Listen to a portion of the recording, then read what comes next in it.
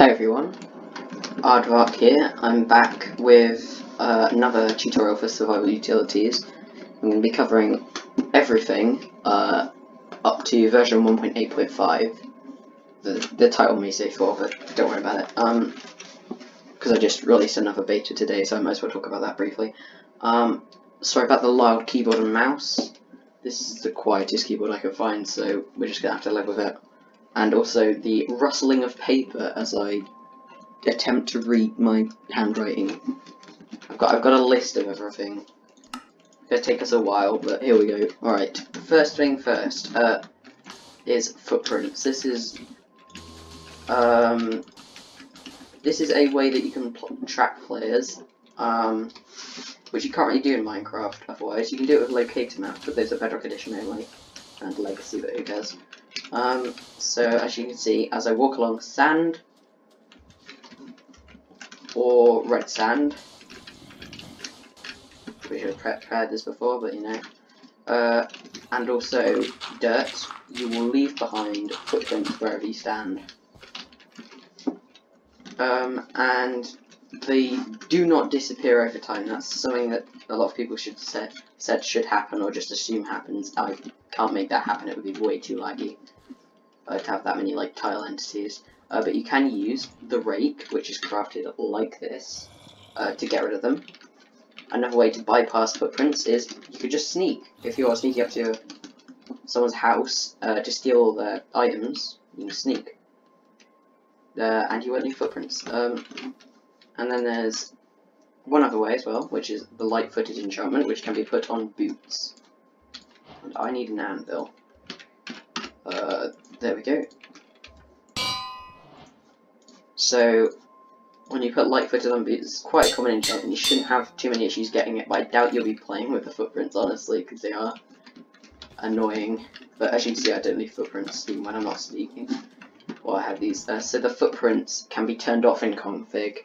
If you don't have to do config, it's the same as everything else. But basically, there will be a config folder somewhere in .minecraft. If you don't know how to get to that, you have to Google it, because I'm not explaining it. But it's in app data basically. And it's the config file is pretty clear. It will be called svutils, which is the mod ID. And there is a lot of config for different items, which I'll mention as we're going along. That is the footprints. Yeah.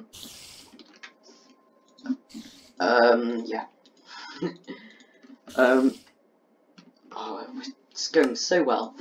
Right. So the next item, or block rather, is red brick and dull brick. These are two variants of shockingly bricks. My mouse is getting twisted around my monitor because my keyboard is like on the opposite side of the desk and it's really not going well, and I've got to, oh god.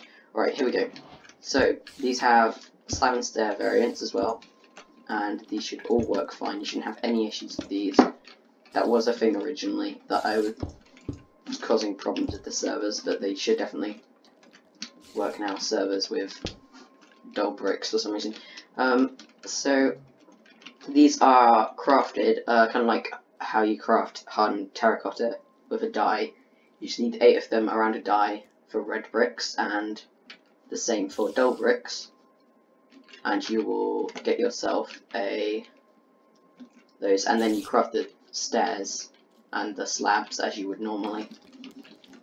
So that's pretty simple. It's just the brick texture is pretty manky in this version, and the red brick is quite nice for like a train station if you want to build that or something. So the next feature, which is sort of the title card, that's not the correct word, but I'm saying it anyway, it's a title card of the mod, which is the flint shard. They can be made with 1 flint in a crafting bench, which will now have to spawn in because I didn't prepare for this at all. Here we go. You get 4 per flint, and there are other ways to obtain them, I'll get to it though. And these can also be crafted back into flint, just like that. And flint shards are used for a few different things in the mod. For example, you know that you can make string into wool in vanilla. This is a very exciting feature. but did you know you can make it back into string? I know, legendary. But you can use the flint shards for that, and you can also do seeds from wheat. You can make two seeds from 1 wheat and 1 flint shard. And there are a few other recipes, as you can see, that we'll get to eventually. Or actually, maybe we'll get to them now. Yeah, we'll get to one now. This is brilliant. Look, we're flying through. Probably already at like 10 minutes. No, we're 5 minutes. So speedy. Alright, this is the flint throwing knife. So you craft it like this, just a stick and a... whatever that was. It was a flint shard. I'm a professional. So this has a cooldown now. And you just throw it, it will do damage. It has a model now that shouldn't crash the server anymore. Sorry about that, everyone. It does about 3 to 4 damage, or on a crit it will do 5. You can also get, as you can see, it does work as a punch item, but it only gets you 1 extra heart, sometimes 2. Like, there you go, it'll take about 8 hits to kill a zombie. So that's actually more, I don't know. So if we hop back into creative, I'm trying to think if that's everything about that. I think it is. Alright, so the next item we're going to talk about is the proven shovel. So this is crafted like this, a block of iron, 2 sticks, and I will mention for the Streamex, the hand plough, the proven shovel and the sickle, there's also additional config, and that config allows you to disable the recipe so you can't obtain them in survival, and that is mainly for if you have 2 mods with the same recipe. Like, there's probably other mods that use this as a recipe, or this. They're definitely. The Rotator hasn't got it yet, I forgot about it. I'll do it in the next update. So the proven shovel, anyway.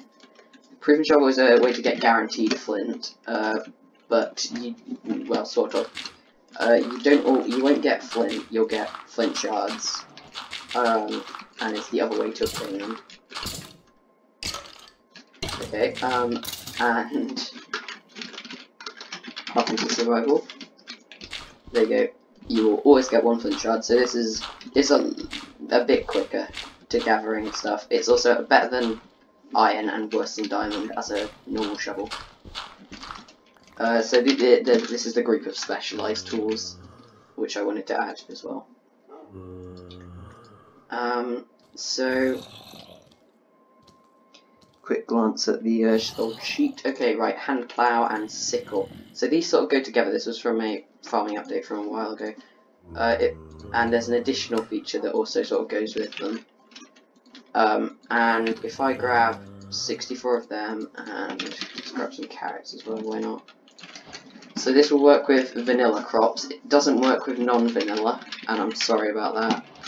But right, basically we use the sickle to harvest a 3x3 of plants. It also works on leaves. However, you're less likely to get actual drops from them if you do it like that. That's not true. You're more likely to get apples, that's the thing. Sorry, it was a while ago I did this. Alright, you can also use a hand plough to till a 3x3 area. So the recipes for these are like this and this. The sickle is a fast attack damage weapon, but it doesn't do much damage, as you can see. Actually, it does do quite a lot. Maybe I should nerf it.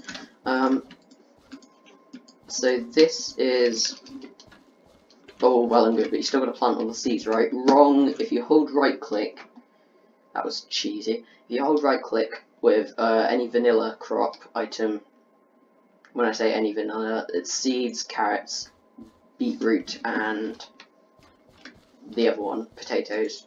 It will spread it out in a small area, and like that's working with carrots as well. It's sort of eating them at the same time. Oh well. And that will just spread it out across your whole field, and that's very useful for when you want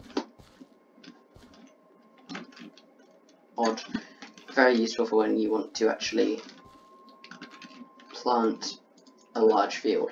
So that's all it is for the sort of farm stuff. Actually, there's a couple other things. I'll do this now. The loaf. The loaf is crafted with 4 bread. It's basically compact food. So if I give myself hunger, excuse the loud piping.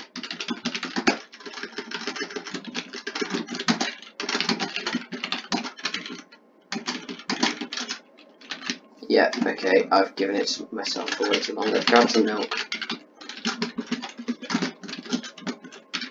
Milk bucket. Thank God.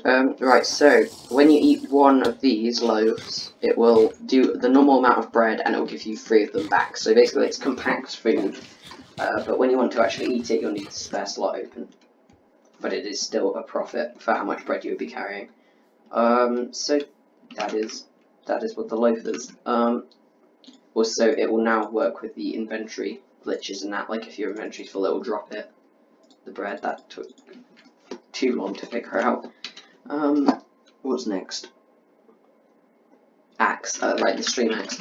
Okay, so this one is the game-breaking one. This one is what I would recommend you disable in the config if you're on any kind of server, or if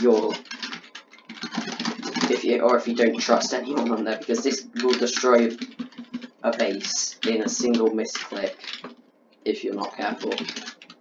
So if we chuck a load of logs down, I'll show it in the normal practice first. This is how you craft it. The recipe and also the functionality can be disabled in the config for this one, because if you somehow get it in survival through like hacks, not hacks, cheats or whatever, the code, if it's configured to not work at all, not be craftable, it just won't work at all. It will just be a normal axe. Thanks for the awesome texture. I really like this one. By the way, Jake Ventura. So you can cut down whole trees essentially, and it will cut all blocks. So do this. Only works for logs. It will not cut planks or anything else like that. It will cut them normally as an axe does. But you're about to see why it's so expensive. Why it's a whole diamond block to craft, and it's this is the reason. It's this horrific lag machine. Now, if at any point this happens to your base or whatever, you can leave the server if you're the server host, or just shut it down, and that will jam it. The list of blocks that it needs to cut does not get saved, and as you see, it starts to sort of slow down. It doesn't actually slow down. It will still cut at the same rate, but it will appear to as the number of things in the queue gets larger, and my computer is sort of chugging a little bit. Why did I say that in weird voice? British voice. Yeah, so as you can see, I got loads from that alone. I'm gonna leave and go back because I don't want to deal with that lag. So I would recommend disable that if you don't trust people to not cut down your entire base. As you can see, it's now jammed and it won't save.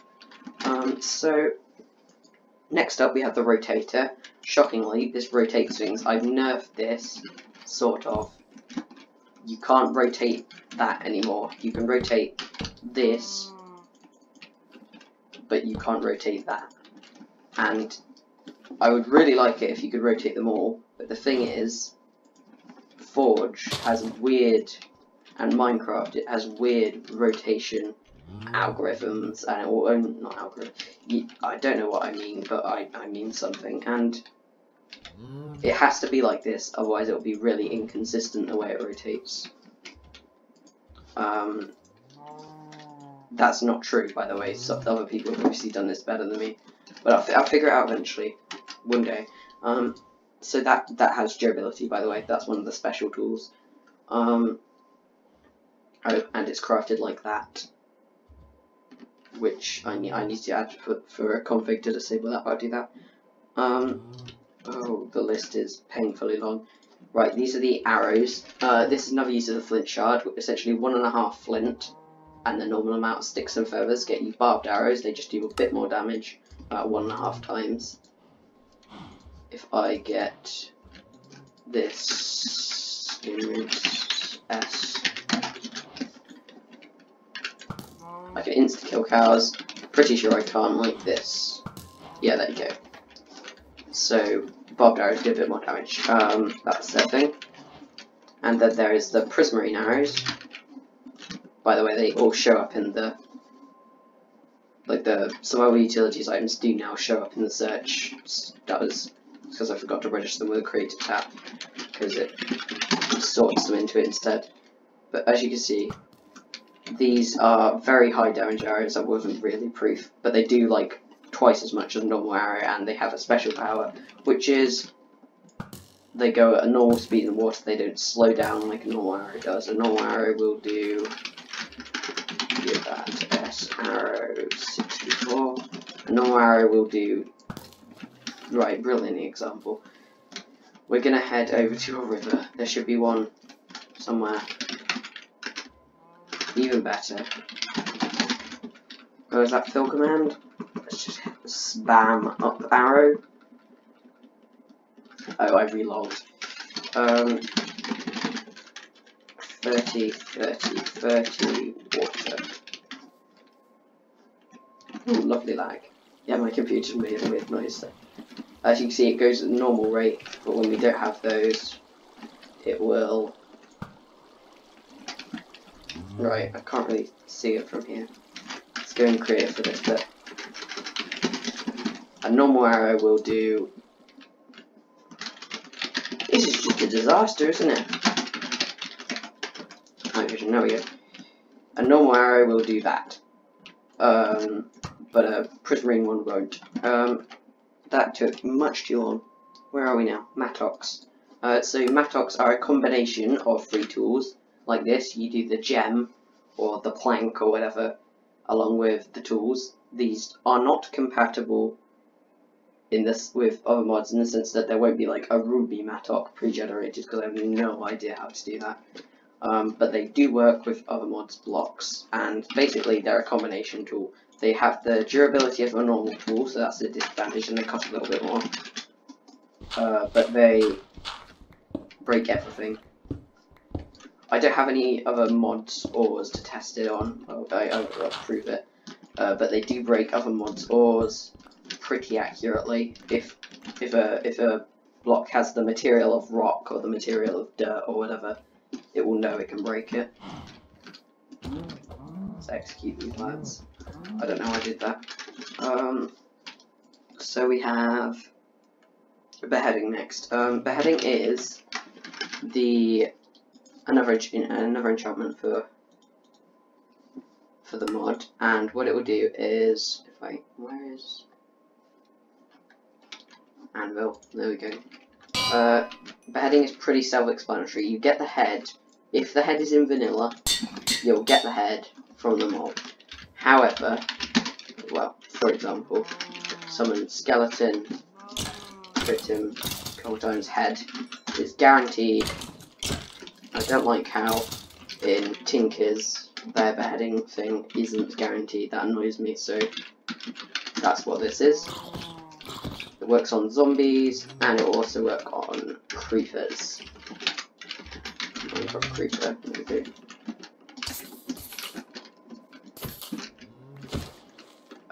The other thing that will work on is, where are they? With the skeletons.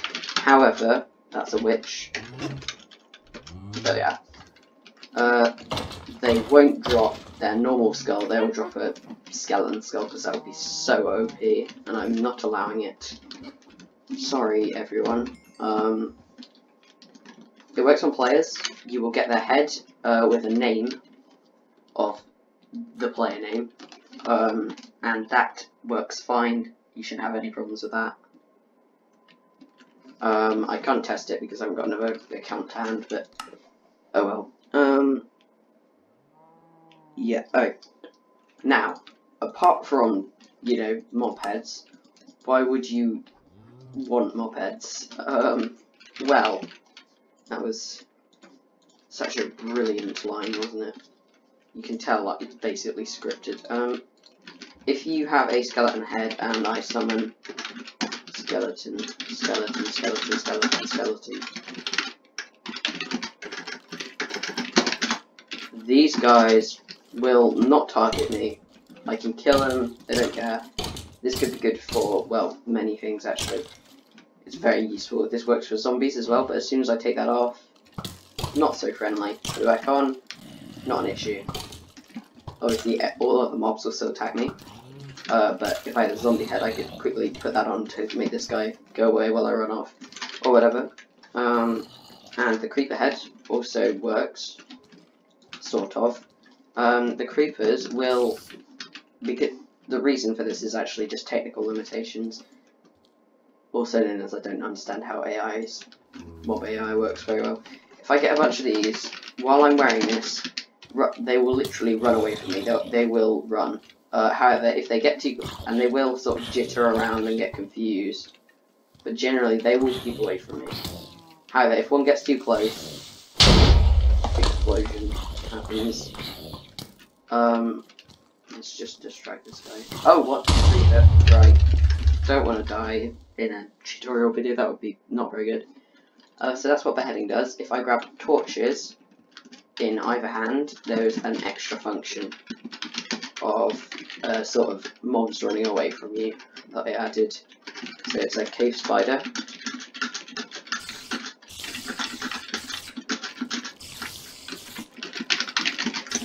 So they will run away from me now. Oh, I'm gonna die.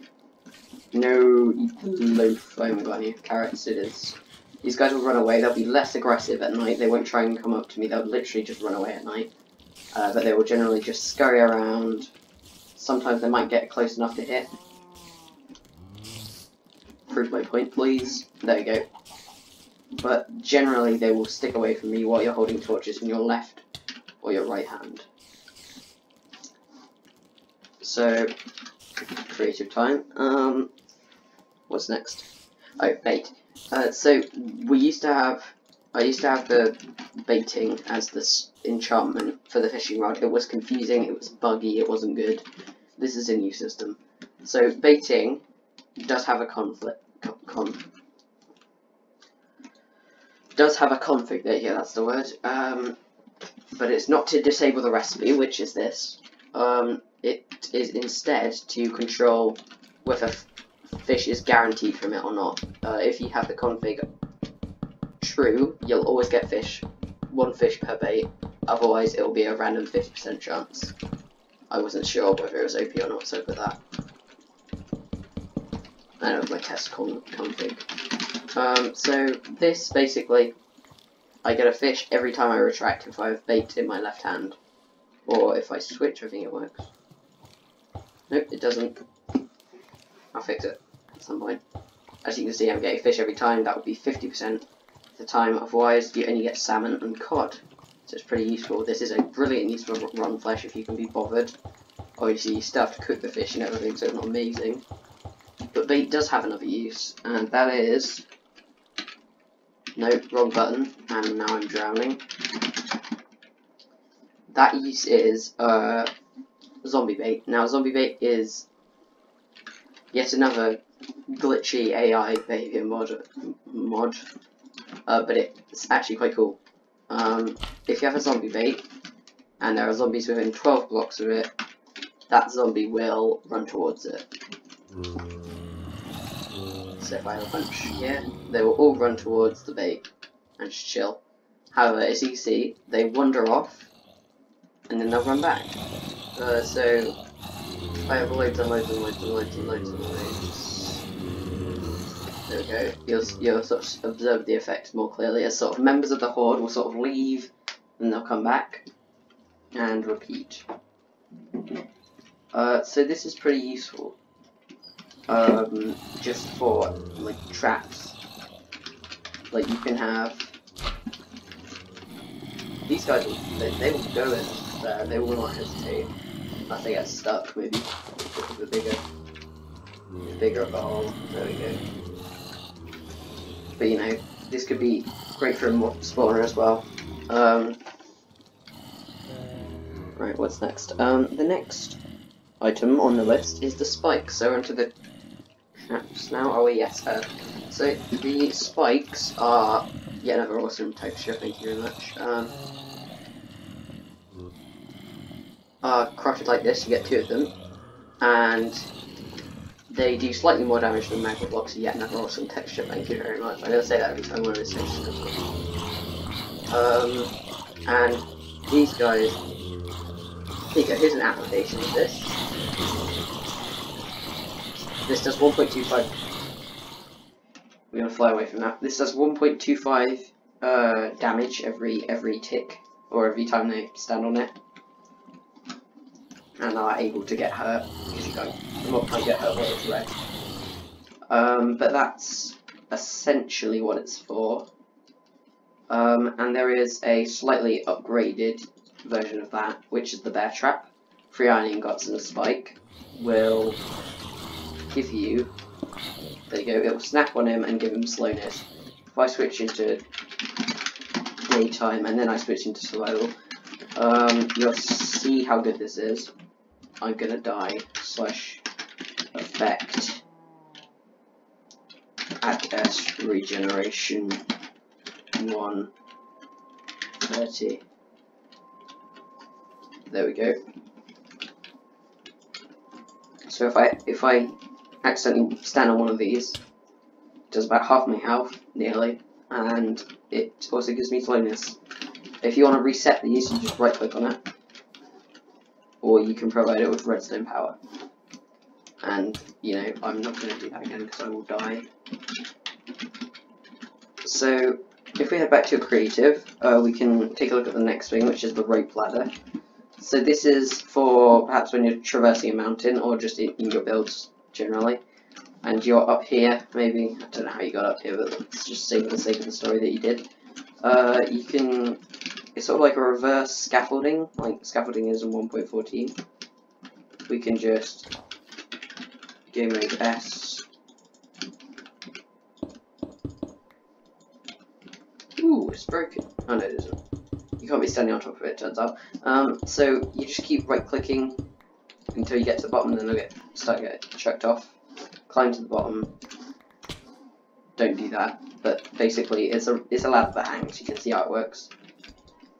If I break these blocks, it's fine. If I break the source, the source of them will die, but that's still there because it's still got support. So that could be quite useful for a build as well.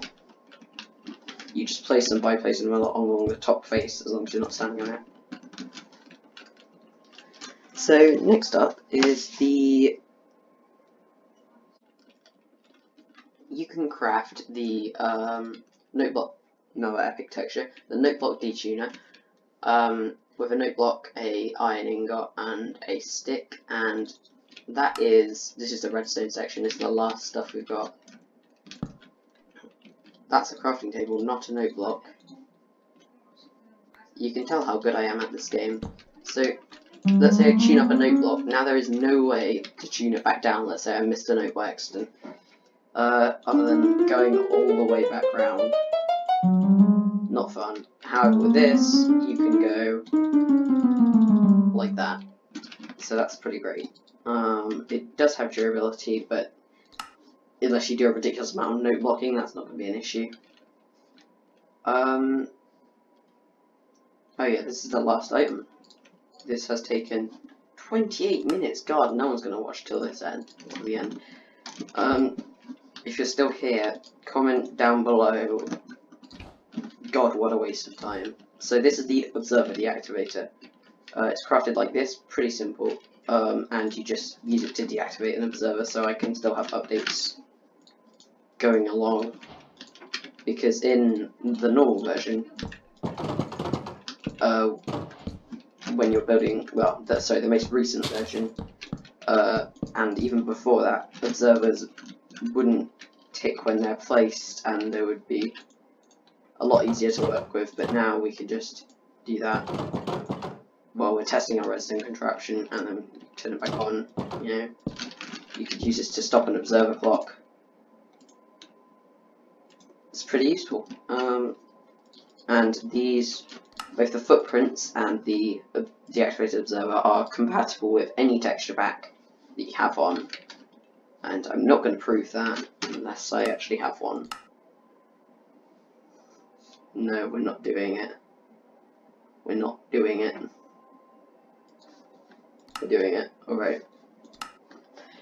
So while this is loading, Survival Utilities does have Japanese translations now. I'm not sure how good they are because I don't speak Japanese, but they seem decent when I put them in Google Translate. So thanks very much to, what was it, Black Blank, or possibly Blank Black, 1973. That's really awesome. Hold on, that didn't work. Alright, this is sad. But if I put on the actual pack, we'll be able to see that it does work with the other blocks. And this is a tutorial over at this point. I'm just speaking. I'm trying to think of everything that I've forgotten. There you go. I don't really like the observer texture for this pack actually. But the other ones also work, you know, that works. Doesn't look quite right, to be fair. There's not really much I can do about that because I can't really have a system that takes a sample of it. Well, I could have a system that takes a sample of the texture, but it would be boring and painful. These will also correspond to like the rotation of the block that they were on as well now, so that won't be an issue, I would hope. We did forget something, and it's not an interesting thing. It's alright. So this is once again texture compatible, and what it does is it essentially strikes lightning when given redstone power. It is the lightning rod. It is pretty expensive. Those are iron blocks, iron ingots, and a block of redstone. And yeah, that's about everything in the mod. Oh no, it isn't. We forgot this. Lava sponge, and searing as well. God, it's not going well. Right, last two things. Lava sponge, I thought it had gone quicker than I thought it would. That was a well-constructed sentence. Right, these are lots of lava. Lava sponge will absorb it all. Not all of it, but everything that's close by, and then to turn it back into normal. Not like that, don't do that. Just turn it back into normal. Let's see, might have that one. Just have water on it. It will suck up the water and turn back into a normal lava sponge. And those are crafted with a normal sponge and blaze powder or magma cream. And searing, finally. Searing is an auto smelt enchantment, which most mods have, let's be honest. And what it does is it will auto smelt whatever you chop. It will work on. It will just give you the item if you can't auto smelt it. As you can see, but if I get some, is this stone? Yes, this is stone. And we are literally getting stone. We would normally get cobblestone. Or if I mine some of that, and there's no ores that are useful to prove my point, but if I mine this is going to take a while, but I'll get charcoal. As you can see, or if I'm going to set a block diamond ore, set block, diamond ore. Oh, there you go. No, that's stupid, that works anyway. Iron ore, there we go. You'll see I will get, if I don't fall down the mountain, this is just disaster, isn't it? There we go, iron ingot. That's what searing does. It's quite a common enchantment. All the enchantments are common enough to get them, and you shouldn't have any issues. It's obviously incompatible with Silk Touch and Fortune. I hope you enjoyed the video. Goodbye. And obviously, if you have any suggestions or bug reports or anything, just check them in the comments of curseforge, preferably. If I have the GitHub by the point that you're watching this, you can check on that as well. Bye.